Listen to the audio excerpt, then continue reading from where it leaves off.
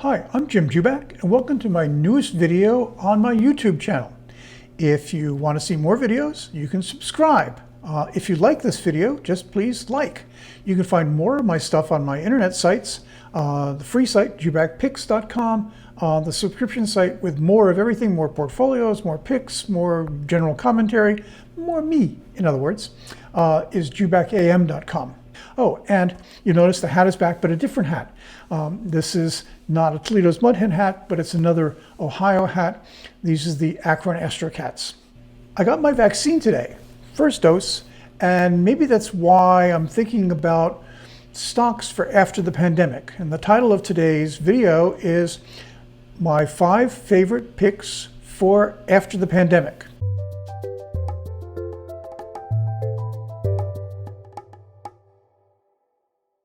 Okay, the other reason for thinking about this is Netflix's earnings announced Tuesday after the market closed. After the close, basically Netflix just blew away the street. The Wall Street was expecting about 6.03 million subscribers to be added in the quarter, and Netflix announced 8.5 million. The stock, which had been sort of flattish lately, went up 13% in after-hours trading. And today it's up a little more than 17%. What's interesting to me is that when you draw lines in stock picking, you often wind up with erroneous results. And the line that's being drawn here is basically saying, hey, look at all the subscribers that Netflix has added, and that gives us this trend line going way, way up toward infinity and beyond.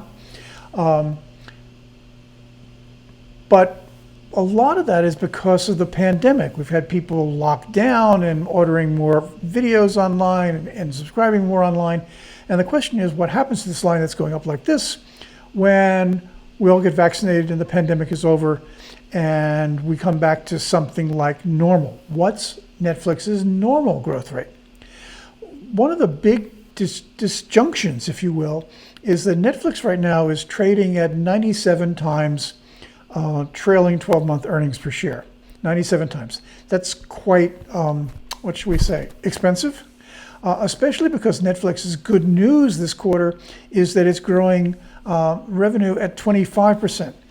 If you're getting a stock that's growing at 90, that has a PE of 97, what you'd really like to see is a growth rate that's above 25%, maybe 40, maybe 50%.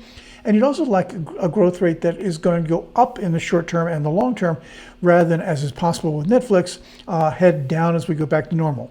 So what I'm looking for in my 5 picks today are stocks that, well, don't have all of the pandemic winds behind them, and in fact are looking at severe damage from the pandemic, and instead are looking at a future that has, when the pandemic passes and we're all vaccinated, a future that has significant upside. So let's go to some charts. Okay, here's one to compare, and it's easy to compare because it's a Netflix competitor, and that's Disney. Now, one of the things that you'll note about Disney is Disney doesn't have a PE at the moment because Disney isn't making any money. And the reason for that is that Disney has a lot of businesses which are essentially, well, close to shut down because of the pandemic. So, Disney owns ESPN. Well, there's basically very little in the way of sports going on. So if you go to ESPN these days, you're likely to get the 1997 playoff game between the Yankees and the Cleveland Indians rather than anything right now. Or you're getting a game, an NBA game with nobody in the stands. So ESPN has not exactly been burning up the track. The other thing that has hurt Disney is the theme parks. The theme parks are by and large still shut down, at least in California. The one in Florida is open with reduced capacity. So you got 2 of the major pillars of Disney going nowhere right now. In fact, severely negatively impacted by the pandemic. So what Disney's been going up lately, you'll notice, this is anticipation of the end of the pandemic economy, but it's also because Disney's growth from its streaming business, the business that competes with Netflix, has been just going like hotcakes. I don't know what you say. It's been a hot ticket. So that they've turned out to have 74 million subscribers in the first year. Huge growth. So what I'm looking for here is if you say, okay, so this basically is anticipation and a partial business model that's relying sort of on streaming, but it's not reflecting the theme parks, it's not reflecting ESPN, it's not reflecting the return of sports broadcasting. And one of the things that is interesting to look at if you're going to compare these two stocks, Disney and Netflix, is it's a content game. We all know that. Disney's great advantage here is that it actually owns a fair amount of content as well as it owns a lot of content franchises. So if they're going to compete going head to head in the future, it's a question of Netflix finding a lot of content, Disney producing a lot of it in-house, the whole Marvel franchise. So I would at this point, given where we are in the pandemic downturn, upturn cycle, I would prefer Disney to Netflix. Okay, second stock. Let's see if we can find Coke. As you see, we're going for nothing but small caps. Coke has not been doing very well lately. And in fact, it seems to have gotten, down. It seems to have gotten a kind of, if you can have a negative bounce, they've got a negative bounce. People are thinking about, well, the economy is going to recover, but they're not giving Coke any credit about this. And one of the things I really like about Coke at this point is it's kind of cheapish, and it pays a dividend, so you can afford to, it pays a 3% dividend, so better than 3%, so you can afford to wait. But that the price doesn't seem to reflect the fact that one of Coke's big strengths is not just people going in and buying Coke in the grocery store. It has a dominant position in those businesses that dispense soda on site. Movie theaters shut down, restaurants shut down in many places across the country. Sports venues shut down. So all of those sources of sales revenue for Coke won't come back until after the pandemic, and they don't look like they're priced in here at all. Okay, that's two picks, Disney and Coke. Third pick, let's move to a technology stock. This is Intuitive Surgical, ISRG. The stock has not gotten cheap, but one of the things that's really interesting to me about this is that what ISRG makes is the machines, the supplies, and the software for doing robotic surgery. They have a dominant position in the field. One of the things that's happened during the pandemic is the number of elective surgeries is way down as hospitals try to cope with not having enough space to put patients from the pandemic. So they've been talking about over the last few quarters, they've been talking about the fact that sales are down, they're hanging in, but it doesn't look like they're going to recover until the pandemic is over. Well, so that's what you're buying now. You're buying a stock which has held up really, really well because people look at this company and go, my God, this is what a future I want to buy into.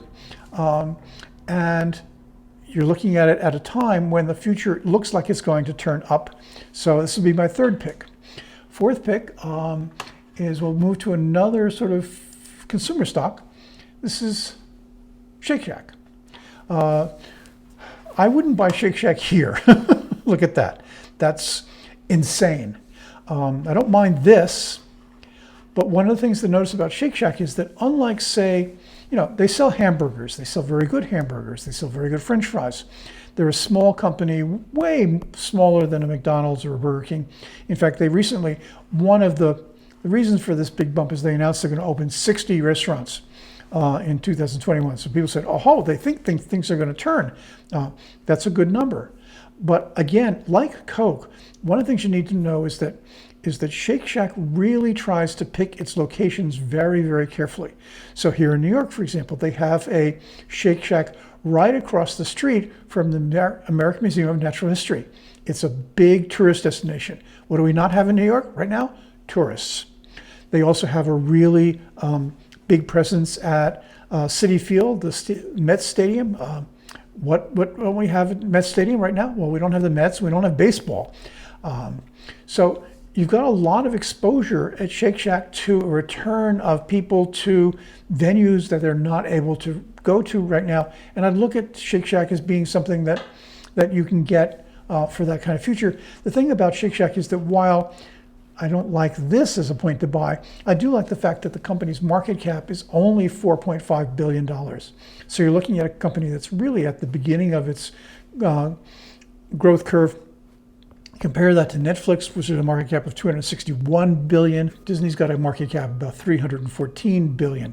So you're looking at a company which has just started its growth. It's a lot easier to move that stock than it is.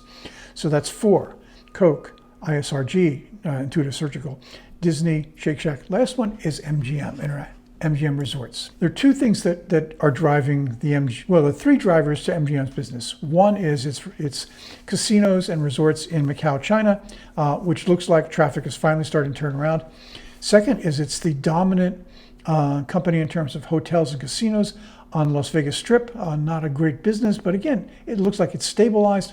And the third is online gambling. That MGM is one of the companies moving most forcefully into that business. They look like they just withdrew an offer to buy Entain, which is a big UK sports and gambling site. But it's clear that they have an idea that online gambling is going to be as lucrative as in-person gambling. So again, this is a nice plateau over the last few months. If we get a dip, it will become even more attractive. But this is a pretty attractive stock right now. And one of the things I'd like about it is that if you remember, Netflix's PE is 97. Intuitive Surgical's is 91. MGM's PE is 10.5. So this is not a very expensive stock, given the recovery I'd likely to see after the pandemic, as well as the growth of online gambling. Looks like a pretty good bet. So those are my 5 picks. If you want to subscribe to my video, please do.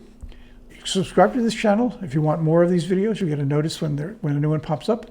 Like this video if you liked it. If you want more of my content, go to my free site, which is jubakpicks.com, or my subscription site, which is jubakam.com. Lots of portfolios. We're now up to 6 portfolios on the paid site. Okay, thanks for watching. This is Jim Jubak. Bye-bye.